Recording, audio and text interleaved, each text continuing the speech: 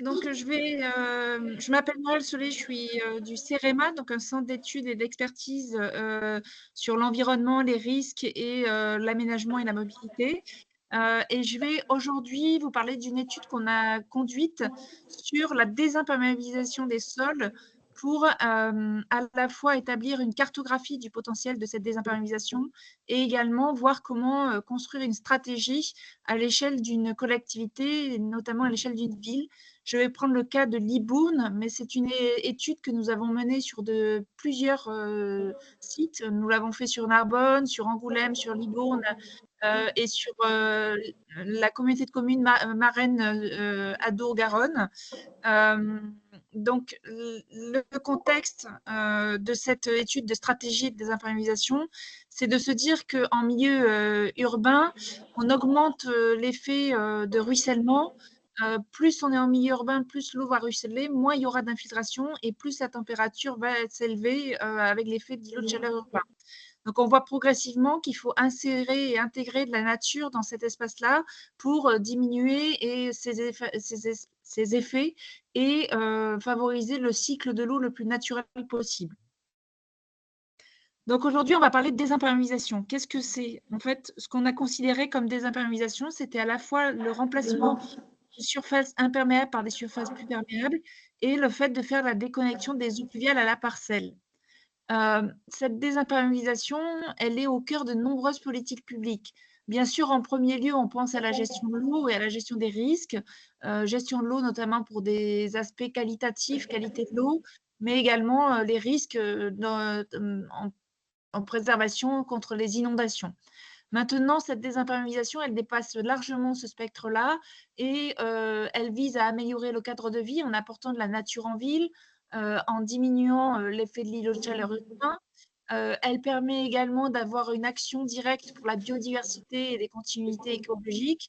Elle contribue à la santé et au bien-être des personnes qui vivent en ville en apportant de la nature et des lieux de promenade. Euh, Elle contribue également à s'adapter au changement climatique et notamment en régulant l'îlot de chaleur. Donc le projet, en fait, pour vous dire, la désimperméabilisation, c'est des études qu'on mène, pas forcément que directement, mais qui s'inscrivent dans des projets beaucoup plus globaux sur la nature en ville. Et notamment pour Libourne, l'objectif, c'était la requalification des espaces publics, le fait d'avoir un programme de végétalisation et plus globalement un plan sur la nature en ville et l'adaptation au changement climatique.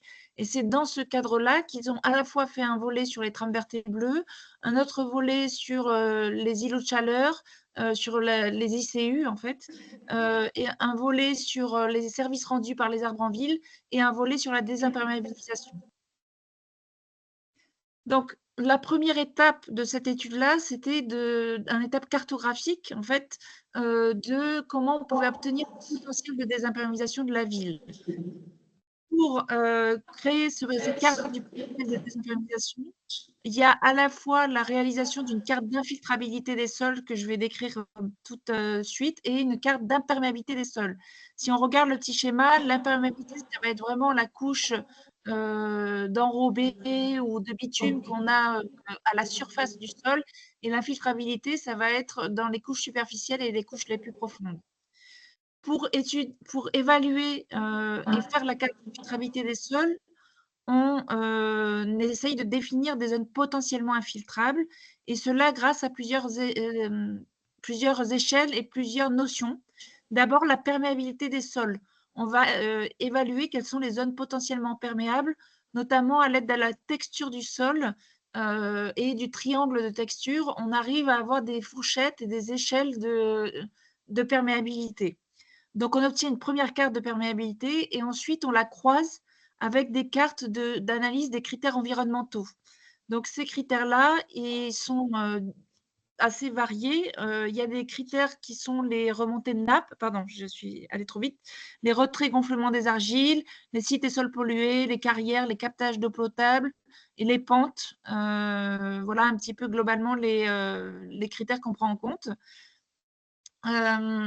Donc, la première étape, je vous ai dit, c'est la zone de perméabilité. Libourne était une ville plutôt perméable Et c'est une ville où on a trouvé le plus de perméabilité possible.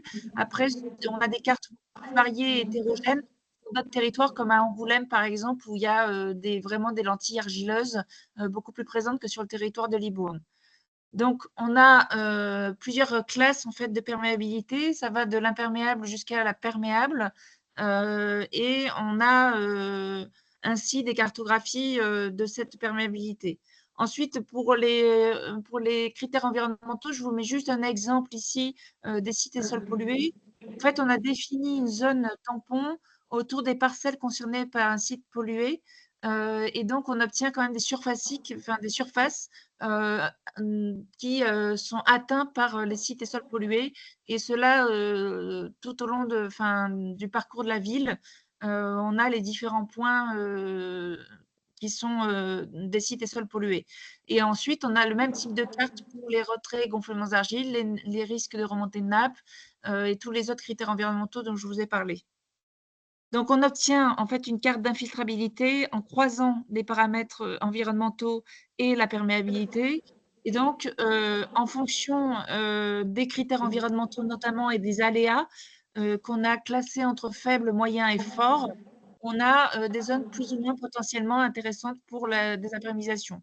Ceci dit, on part du concept que toutes zones peuvent être désimperméabilisées, et même en cas de zone argileuse, on peut faire il faut avoir une réflexion par rapport à l'occurrence de la pluie et par rapport au fait qu'on peut avoir une infiltration plus surfacique qu'en profondeur. Donc, on obtient une carte où voilà, on retrouve si les sols sont perméables ou imperméables. On remarque si on a des remontées de nappe, par exemple, aléa fort. Et donc, en fonction de ces sites-là, je le décrirai après, en fonction du plan d'action qu'on met à l'échelle de la ville, on préconisera des actions particulières en fonction de ces zones. Donc, on obtient la carte d'infiltrabilité, on obtient une carte d'imperméabilité que vous avez en dessous, là, à gauche, qui est obtenue grâce à un programme européen Copernicus, qui donne en fait des couches d'imperméabilité sur le territoire de Libourne. Donc ensuite, on croise ces deux cartes pour obtenir la carte des zones imperméabilisées, des zones potentiellement désimperméabilisables sur le territoire de Libourne. Les zones grisées, ce sont les zones les moins urbaines, enfin les zones moins imperméabilisées. Donc nous, on concentre notre action sur les zones les plus urbaines. Ça a été un choix qui a été effectué avec la ville de se concentrer sur ces zones-là, donc avec une imperméabilité supérieure à 50%. Et ensuite, les critères de couleur que vous voyez en vert, jaune, marron, c'est en fonction des contraintes environnementales dont je vous ai parlé avant. S'il y a des contraintes environnementales d'aléa moyen, d'aléa fort, on arrive à combiner tout ça et à avoir un codage de couleurs. Donc une fois qu'on a eu cette carte, en fait, cette carte, elle ne sert à rien si on ne veut pas aller jusqu'à une stratégie. Enfin, l'idée, c'est vraiment de se servir de cette carte de potentiel de désimperméabilisation et d'une implication politique pour définir une stratégie de désimperméabilisation à l'échelle de la ville.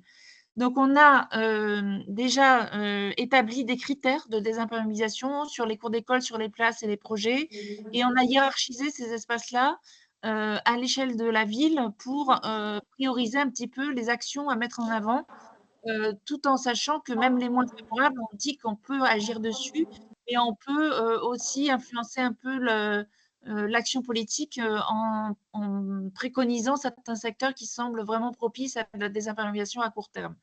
Ensuite, sur cette stratégie de désimperméabilisation, c'est le bloc que vous avez à droite, où on a, à l'échelle de la ville, proposé des actions à mettre en œuvre, que ce soit techniques, réglementaires, d'autres natures, et à toutes les échelles, à l'échelle de la ville, des quartiers et des parkings, on a, pour la ville de Libourne, réalisé des fiches opérationnelles de comment désimperméabiliser, mais également avec des exemples concrets sur leur territoire. Donc déjà, si on regarde à l'échelle de la ville, donc on a, comme je l'ai dit, des actions par type de contraintes environnementales.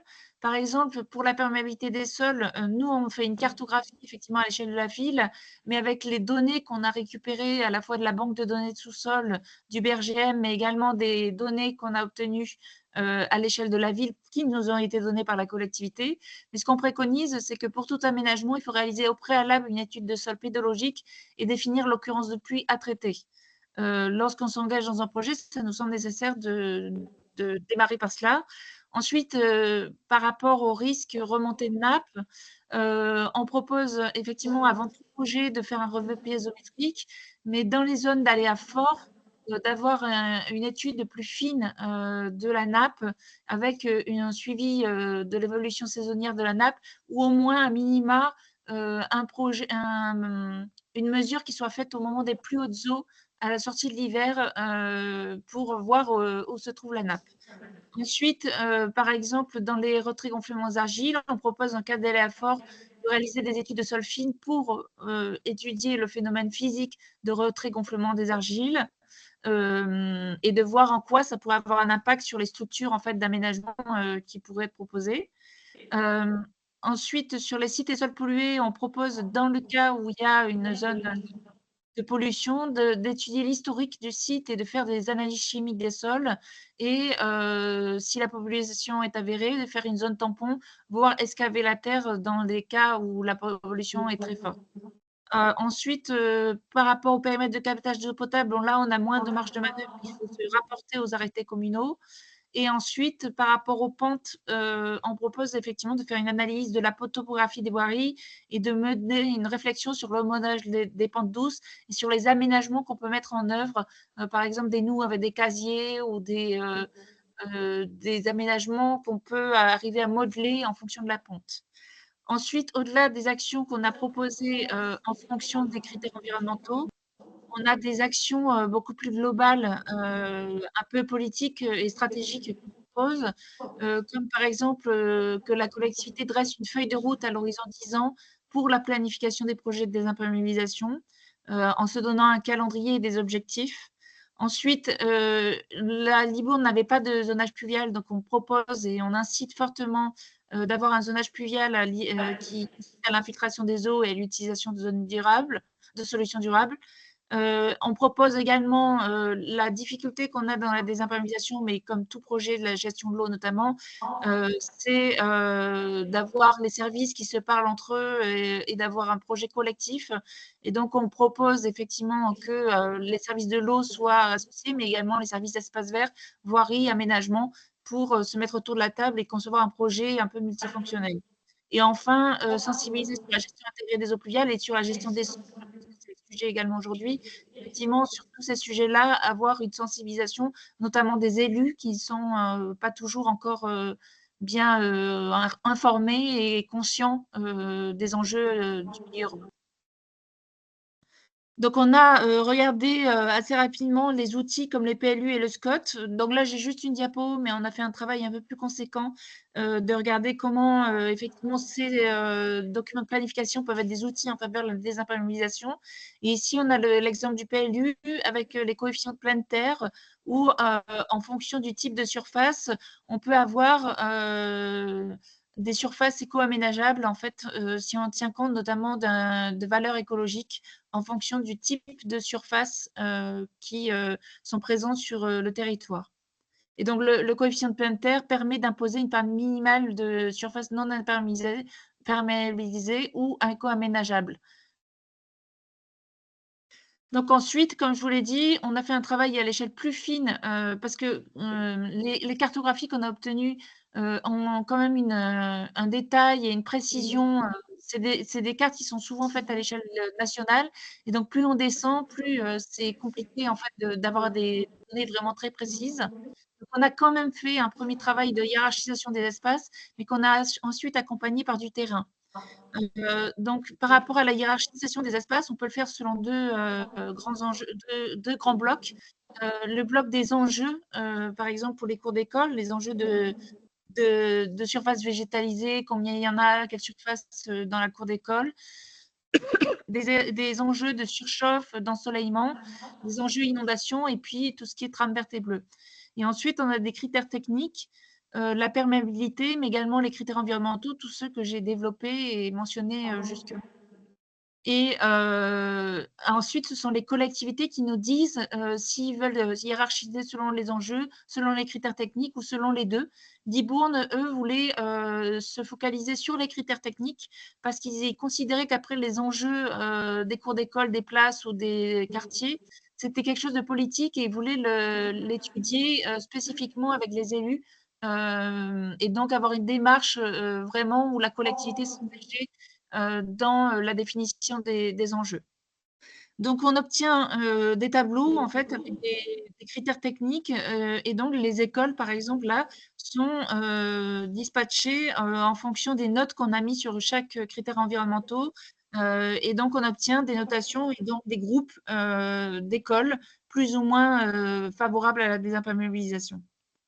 Ensuite, donc, une fois qu'on a fait cette hiérarchisation, donc on a travaillé sur des écoles, sur des places, sur des quartiers. Je vous montre un exemple sur un quartier de Libourne où en fait, on a repris leur projet à eux sur des objectifs qui sont mis en avant, comme l'entrée du quartier à travailler, le fait de désenclaver et le fait d'avoir de la multifonctionnalité des espaces verts et conviviaux. Et donc, par rapport à ça, on a regardé un petit peu la configuration du quartier et on est allé avec les acteurs locaux sur place. Et donc, on a proposé de structurer l'espace autour de jardins de pluie et de douches qui pourraient être agrémentés dans chaque espace un petit peu conviviaux du quartier. On a proposé aussi pour les espaces verts qui étaient déjà existants de faire encore plus de la gestion intégrée et d'infiltrer en remodelant un peu le terrain, comme vous le voyez là en haut avec un parc qui est à Villemomble dans le 93 où ils ont fait des modelages de pente pour que l'eau puisse être retenue en fonction de l'occurrence de la pluie. Ensuite, on a préconisé de revoir la perméabilité des parkings et enfin de jouer sur la multifonctionnalité. Donc, c'était un des critères qui était ressorti pour la ville, hein, comme je vous l'ai dit, multifonctionnalité des espaces verts, des conviviaux. Et ben, la gestion des eaux pluviales et la gestion des sols permet exactement d'y arriver et d'y contribuer en faisant des espaces où il y a des arbres pour l'îlot de chaleur, où on peut prévenir les inondations en faisant des surfaces perméables. Également, on peut agrémenter par le biais de nous, de végétation qu'on laisse un petit peu polluer pour le paysage. Et puis, si possible, en faire des espaces ludiques et récréatifs pour les enfants, notamment du quartier, pour en faire vraiment un espace où on oublie que c'est de la gestion des eaux ou que c'est de la rénovation des sols, mais qu'ils voient ça comme un espace où c'est agréable de venir. Et comme je l'ai dit en tout début de présentation, où ça apporte vraiment un plus pour le cadre de vie et la santé des personnes. Donc, juste pour terminer, alors c'est des fiches qu'on a réalisées pour Libourne et qui gardent en fait dans leur collectivité pour éventuellement passer à l'action, où on a effectivement regardé, alors on les a fait sur les écoles, sur les places publiques, sur les quartiers et les voiries. Donc, on a d'abord regardé un peu le contexte général. Donc, par exemple, combien d'écoles sur Libourne, au regard des critères techniques, combien ressortent dans les différents groupes. Est-ce qu'il y a d'autres critères à prendre en compte, comme je l'ai dit, des critères environnementaux ou sociaux même, par rapport aux populations plus ou moins défavorisées, par rapport aux actions sociales qui sont envisagées. Et puis ensuite, tout un volet sur les étapes de désimperméabilisation avec à la fois du terrain qui a été fait et des paroles d'acteurs, de directeurs notamment, qui disent un petit peu pourquoi ils sont intéressés par la désimperméabilisation, qu'est-ce qui les motive et quels sont leurs objectifs. Ensuite, un état des lieux, un diagnostic, notamment grâce à l'étape cartographique. Ensuite, toute une étape sur comment se concerter entre les acteurs et comment voilà, définir le projet. Ce qui est l'étape suivante, en constituant un groupe de travail, en validant les données techniques environnementales et ensuite les démarches, les actions à mettre en place avec des exemples concrets d'aménagement et d'ouvrages qu'on peut mettre en œuvre. Je vous remercie de votre attention.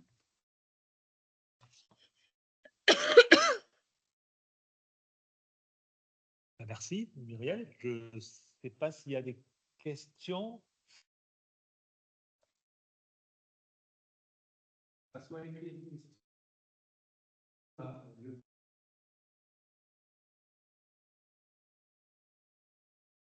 Donc là, nous étions bien dans une présentation de restauration d'un milieu qui avait été dégradé avec une méthode appliquée. Aujourd'hui, les opérations de désimperméabilisation sur la ville de Libourne, elles en sont où? C'est-à-dire qu'il y a beaucoup d'actions engagées ou on est encore au stade de définition du plan d'action? Alors, bon, Libourne était déjà un petit peu en avance parce qu'ils ont commencé ponctuellement sur des projets de cours d'école. Et donc, ils en avaient déjà un avant qu'on démarre l'étude. Ensuite, par rapport à notre étude à nous, c'est une étude qui s'est arrêtée en 2022. C'est encore un peu frais, en fait, pour voir les projets qui ont été réalisés. Ce que je sais, c'est qu'ils ont déjà quand même réfléchi à quelles écoles, par exemple, ils voulaient encore désimperméabiliser et notre travail, en fait, les aide, notamment sur la hiérarchisation, pour prioriser leur feuille de route. Donc, ils en sont encore en fait, ils ont des projets de plus ponctuels, mais ils sont plus en train de définir maintenant une stratégie plus quantitative. OK. OK, très bien, merci. Alors, moi, j'aurais peut-être une petite question aussi pour comprendre. PLUI, c'est quoi le I de PLUI? C'est intercommunal.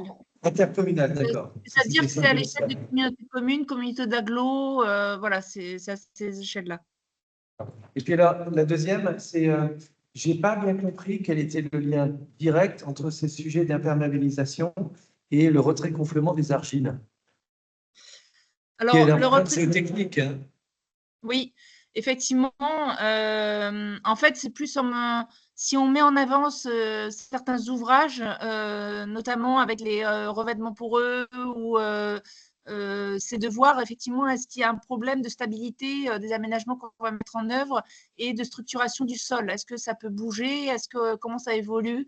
Et quel ça peut avoir comme impact aussi sur l'infiltrabilité de l'eau?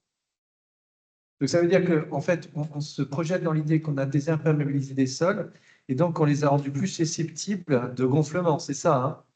Oui, oui, notamment, oui. D'accord, ok, très bien. Merci, hein.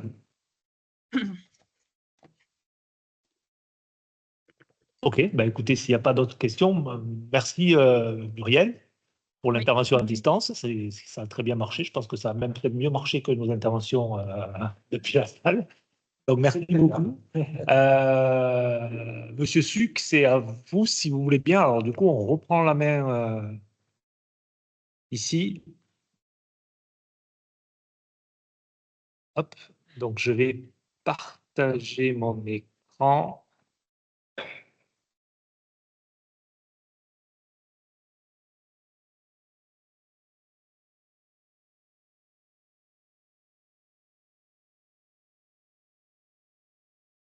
Alors, ça va?